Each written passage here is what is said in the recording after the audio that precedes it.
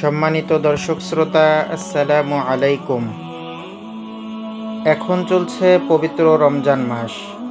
পবিত্র রমজানের শেষ দশকের বেজোর রাত্রগুলোতে আল্লাহ রসুল সাল্লাল্লাহু আলাইহি ওয়াসাল্লাম আমাদের সকলকে পবিত্র শবে কদর তালাশ করার কথা বলেছেন। পবিত্র এ শবে কদরের রাতে ক্ষমা লাভের আশায় যে দোয়াটি আমরা বেশি বেশি পাঠ করব, আর তা হলো আল্লাহুম্মা ইন্নাকা আফুউন তুহিব্বুল আফওয়া ফাআফু আন্নি।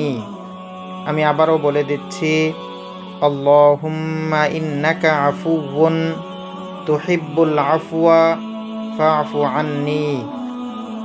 দোয়াটির অর্থ: হে আল্লাহ, আপনি ক্ষমাশীল, ক্ষমা করতে ভালোবাসেন, সুতরাং আমাকে ক্ষমা করে দিন।